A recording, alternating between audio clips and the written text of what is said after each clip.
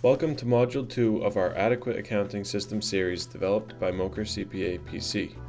Module 2 will go over the identification and accumulation of direct costs by contract. At general ledger level, your chart of accounts will include accounts that have direct costs segregated in a manner consistent with your proposal, contract, grant, or budget guidelines. This structure allows you to track each budget line in your contract with actual costs to help you manage direct costs associated with your award. These accounts are then drilled down to a subsidiary level or job driven by the coding of transactions within timesheets and labor distribution, vendor bills, and expense reports. All direct cost accounts must have a job included in the transactional posting. This determination is made at the earliest point in the transactional process, whether it be the daily time, the purchase order, the vendor bill, etc. Only direct cost general ledger accounts have a job. Indirect general ledger accounts never have a job. Excess of per diem costs requires a job, although these costs may not be recovered through a federal award, but remain a direct cost regardless of recoverability. The general ledger is the first level of transactional processing where transactions are driven by an account number as explained in Module 1 or an account name if preferred. The second level, or subsidiary level, is the job cost level. The job cost level assigns each transaction to a level below the GL account level.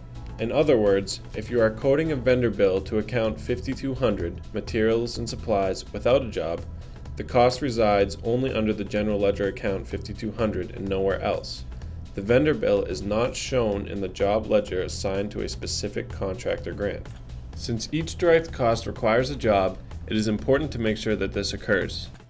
The job is an identifier established internally by the contractor that cross-references to a customer or the agency, a job or the contract, and the task, or the contract line item number, which we will refer to as the CLIN, when applicable. For example, since the Department of Defense typically uses CLINs as part of their contracts, an example for a job may be DoD-8750-0001, where DoD represents the customer, 8750 represents the last four digits of the contract number, and 0001 represents the corresponding CLIN.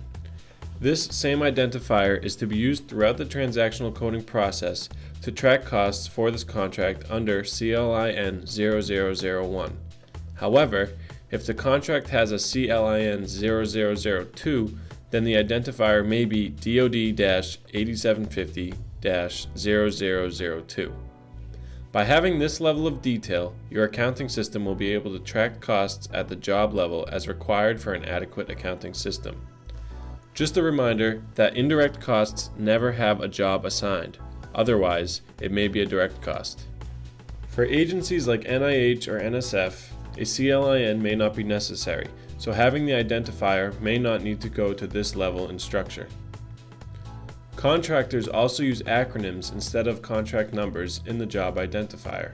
This is up to the contractor, provided that the job identifier accomplishes an adequate level of depth and is consistently used throughout the accounting system. In order for costs to accumulate in the job cost and general ledgers, transactions must be coded accordingly. As mentioned previously, a job is an identifier that includes enough information to cross-reference to a line under a federal award that is consistently used throughout the accounting system.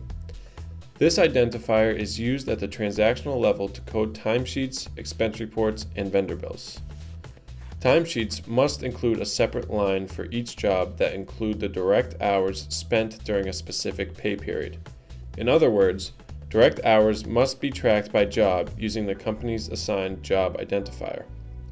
Indirect hours never have a job assigned, although independent research and development that is not attributed to direct jobs may have a job or use a class or department feature to track costs for indirect rate in research and experimentation tax credit purposes.